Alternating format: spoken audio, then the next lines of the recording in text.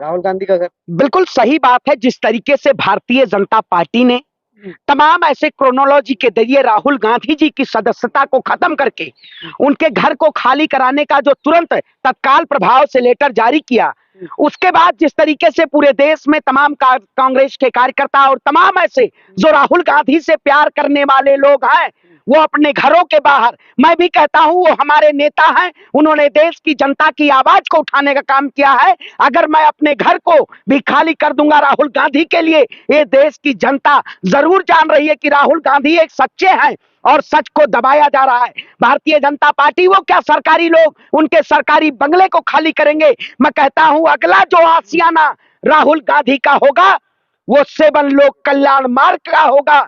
जो आज देश के प्रधानमंत्री अडानी कल्याण मार्ग बना रखे हैं, वो राहुल गांधी का बंगला होगा। आने वाले 2024 में भारतीय जनता पार्टी तमाम ऐसे षड्यंत्रों के जरिए इस देश की जनता को बरगलाने का काम कर रही है। मैं कहता हूं जिस परिवार के लोगों ने देश की आजादी में अपना आनंद भवन दान कर दिया था, वो पंडित जवाहरलाल नेहरू ने उनके बंगले को खाली करवा के, राहुल गांधी वो शेर है जिन्हें किसी बंगलों की जरूरत नहीं है, हिंदुस्तान उनके दिल में बसता है और हिंदुस्तान की जनता राहुल गांधी को अपने दिल में। गांधी जी के पास तो घर ही नहीं है, वो पहले बोल चुके हैं। अब जो सरकारी आवास था वो खाली होगा। मैं कहता हूं देखिए, आवाज खाली होने से किसी के दिल को थोड़ी, राहुल गांधी के लिए जिस तरीके से आपने देखा है लोग सड़कों पे उतरे हुए हैं, हाथों में मशाल लिए हुए, और भारतीय जनता पार्टी की तानाशाही सरकार ये पूरी तरीके से देश में लोगों की आवाज को, जनतंत्र की आवाज दबाना चाहती है। मैं कहता हूं प्रधानमंत्री जी से पूछना चाहता हूं, जब जब चुनाव आ जाता है ये केवल राहुल गांधी जी को फंसाने का एजेंडा है, क्योंकि कर्नाटक में चुनाव है। वाह रे मोदी जी, आप कर्नाटक में तो नाटक करेंगे।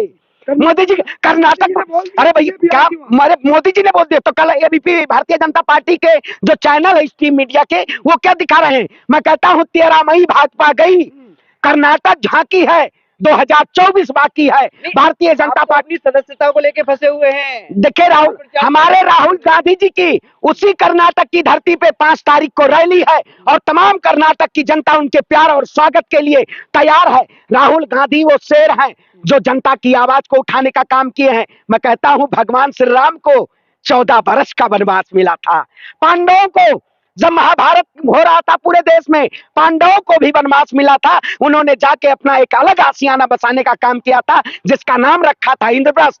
मैं कहता हूं उसके बाद जब 14 बरस के बाद भगवान राम अयोध्या की धरती पे वापस आए थे, तब वो महापुरुष बन के आए थे। उनको भगवान की, सुनिए, उनको सुनेंगे, उनको भगवान की उपाधि दी गई थी। उसी तरीके से जब राहुल गांधी अपने वनवास को काट के दोबारा सत्ता में आएंगे तो भारतीय जनता पार्टी की उल्टी गिनती शुरू हो जाएगी। बागेश्वर बाबा का प्रधानमंत्री नहीं बन रहे। बागेश्वर बाबा भगवान है क्या? अरे प्रधानमंत्री बागेश्वर बाबा बना रहे हैं देश का। 2014 में मोदी जी को प्रधानमंत्री बागेश्वर बाबा बनाए थे। हाँ बताइए। अरे भैया मैं कहता हूँ भविष्य जो अपना ना लिख पाए, अपने भाई का भविष्य जो ना देख पाए, जो कट्टा लहराए, पिस्टल लहराए, बीड़ी पिए, सिगरेट पिए, पहले बागेश्वर बाबा अपने भाई का भविष्य तय करे, राहुल गांधी का भविष्य न तय करे। राहुल गांधी के साथ जनता खड़ी है। जब सड़कों पे लोग उतरते हैं राहुल गांधी के लिए, तब भारतीय जनता पार्टी की पूरी तरीके से प्रशासन हकबका जाती है। मैं कहता हूं कर्नाटक में जिस तरीके से भारतीय जनता पार्टी हार रही है, वो पूरी तरीके से लग रहा है कि डगमगाई हुई है भारतीय जनता पार्टी। जेल कब जा रहे हैं? देखिए हमारा नेता को जेल भेज के आप कौन सी रोटी खाना चाहते हैं? कौन सी रोटी, घास को क्या लगता है? देखिए मोदी जी मैं कहते हैं जेल डाल सकते हैं, लेकिन जेल की सलाखों से हम नहीं डरने वाले हैं।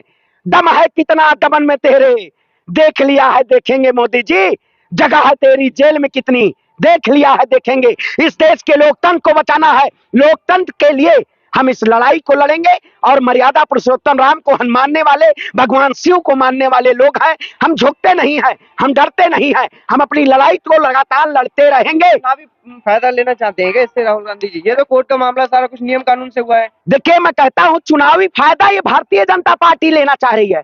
आप बताइए जिस बीजेपी के शासनकाल में ओबीसी आरक्षण बिल रुका हुआ हो, वो भारतीय जनता पार्टी ओबीसी की हितैषी बन रही है। कर्नाटक ओबीसी समाज का अपमान। अरे भैया कौन सा, मैं कहता हूँ अरे मेहुल चौकसी का, नीरव मोदी का, विजय माल्या का ये अपमान है। हो भारतीय जनता पार्टी ने भ्रष्टाचार किया है, और भ्रष्टाचार को छुपाने के लिए कह रहे हैं अपमान है। मोदी जी अपमान कर रहे हैं आप। मोदी जी अपमान नहीं है, ये देश की जनता को आप गुमराह कर रहे हैं।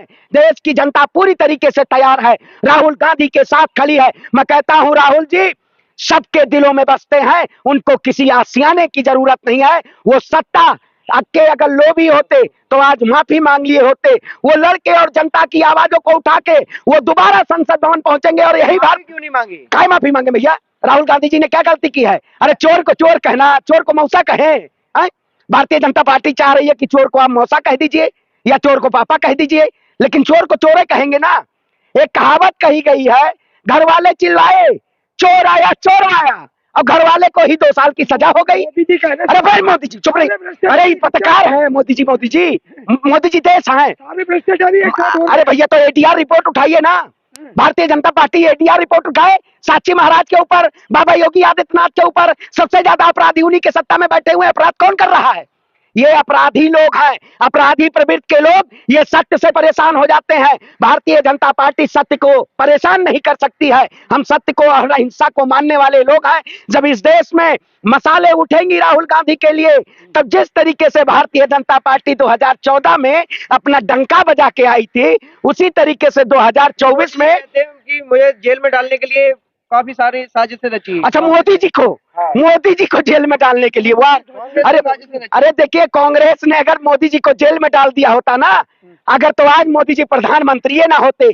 कांग्रेस की देन है कि आज देश का प्रधानमंत्री अनपढ़ है। पूरे देश में जिस तरीके से बैनर और पोस्टर लग रहे हैं कि आपको अनपढ़ प्रधानमंत्री चाहिए या पढ़ा लिखा प्रधानमंत्री चाहिए, लोग नारा लगा रहे हैं मोदी हटाओ देश बचाओ। भारतीय जनता पार्टी इस देश को बेच के तमाम कॉर्पोरेट तंत्र के जेब में और उनके झोले में देश की जनता का पैसा डालना चाहती है। मोदी अडानी चोर हैं, चोर है। ये देश की जनता सच्चाई नहीं दबा सकते।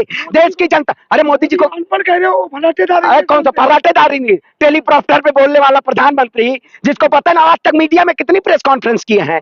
मैं कहता हूं है अगर हिम्मत तो राहुल गांधी के साथ एक डिबेट करके देखे देश के प्रधानमंत्री नरेंद्र मोदी जी। आपको और जनता को भी पता चल जाएगा कि कितने पढ़े लिखे। एक कैम्ब्रिज यूनिवर्सिटी से पढ़ा हुआ व्यक्ति उसे संसद से अयोग्य घोषित कर दिया जाता है, और एक अनपढ़ प्रधानमंत्री देश की सत्ता चला रहा है। वाह देश का इतना विकास हुआ है। अरे अमृत काल नहीं है, देश को इन्होंने अमृत के नाम पे देश को जहर घोलने का काम किया है।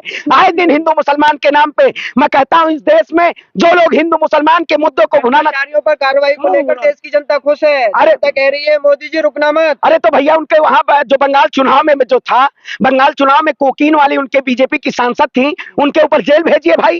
टी राजा को जेल भेजिए, साक्षी महाराज को भेजिए, सेंगर को भेजिए, तमाम ऐसे भारतीय जनता हिंदू मुस्लिम की देखिए भ्रष्टाचार। सवाल सुनिए, आप हिंदू मुस्लिम की बात कर रहे हैं, लेकिन बनारस में महिलाओं ने राम जी की आरती उतारी है। देखिए मैं कहता हूं ये भारत है, यहाँ सभी संस्कृति और सभी एक धर्म को मानने वाले सभी अपने अपने धर्म को मानते हैं।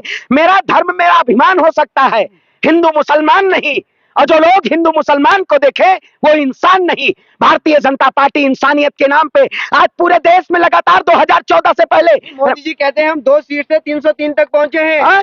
उत्तर से दक्षिण तक और पूर्व से पश्चिम तक बीजेपी एकमात्र पैन इंडिया पार्टी है। मैं कहता पैन इंडिया पार्टी है। अरे मोदी जी उत्तर से पूरब तक जा रहे हैं भाग के। मेघालय में देखा सत्ता से बाहर हुए, लेकिन फिर भी भ्रष्टाचारियों के साथ सत्ता में बैठे हुए हैं। मोदी जी ने कहा था ना मेघालय का मुख्यमंत्री भ्रष्ट है, उन्हीं भ्रष्टाचारियों के साथ सत्ता में बैठे हैं। तो ये लोग भ्रष्टाचार, बीजेपी ट्विटर हैंडल और यूट्यूब से पैदा हुई पार्टी नहीं है। अरे भैया ट्विटर तो आज नफरत, हिंदू सेना, बाल सेना, पता ना कौन, बजरंग सेना, आरएसएस सेना, ये लोग कौन से सेना चला रहे हैं। मैं कहता हूं सारे सेनाओं पे बैन लगना चाहिए। जो भारतीय जनता पार्टी के लिए ये हिंदू मुसलमान के नाम पे संगठन चल रहे हैं, इनको बैन होना चाहिए। इमरजेंसी के दौरान हमने लोकतंत्र की रक्षा के लिए दल भी मतलब खत्म किए। देखिए मोदी जी तो बहुत कुछ कहते हैं। मोदी जी झूठ वो कह रहे हैं इस देश का पढ़ा लिखा अंधविश्वास की तरफ जा रहा है। मोदी जी अंधविश्वास की तरफ भेजने का काम कर रहे हैं। भाई इस देश में अगर आज महंगाई, बेरोजगारी, भ्रष्टाचारी पे सरकार अगर लगाम नहीं लगा पा रही है तो देश के प्रधानमंत्री को इस्तीफा लगा दे देना चाहिए। सबसे अरे 47 में भी प्रधानमंत्री जी मोदी, मैं तो कृपा करता हूँ भैया, देश का प्रधानमंत्री 200 साल जिए, लेकिन सत्ता में 2024 से जाना। राहुल गांधी की माफी को लेकर कहते हैं कि राहुल गांधी सावरकर नहीं है, उसी को लेकर मतलब अनुराग ठाकुर ने कहा है कि राहुल गांधी सावरकर कभी नहीं बन सकते। सावरकर जी कभी 6 महीने विदेश में नहीं घूमने जाते थे। मैं कहता हूं वही पार्टी के लोग कहते हैं जो ये जयशंकर प्रसाद जो विदेश मंत्री हैं, उनकी पत्नी विदेशी है। तो उनको दुख नहीं हुआ होगा आज। जो लोग भारतीय जनता पार्टी के नेता कहते हैं कि विदेशी महिला से पैदा हुआ पुत्र देशभक्त नहीं हो सकता, इसका मतलब एस जयशंकर देशभक्त नहीं है? ये भारतीय जनता पार्टी को नहीं दिखाई देता है? उनके बच्चों का अपमान किया है एस जयशंकर, जो विदेश मंत्री हैं, देश के प्रधानमंत्री, और उनके नेताओं ने भाजपा के नेताओं का भी अपमान किया है।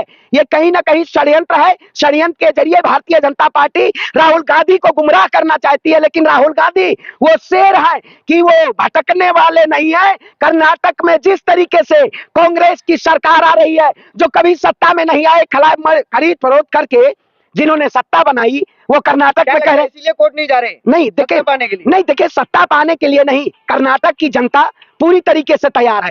कोर्ट राहुल गांधी का अगर माफी मांगे होते तो आज संसद भी होते, आज उनका आशियाना भी होता, लेकिन राहुल गांधी जी वाकई में वो बीजेपी के जो नेता और कहते हैं अनुराग ठाकुर कि राहुल गांधी जी सावरकर नहीं है, सच में नहीं सावरकर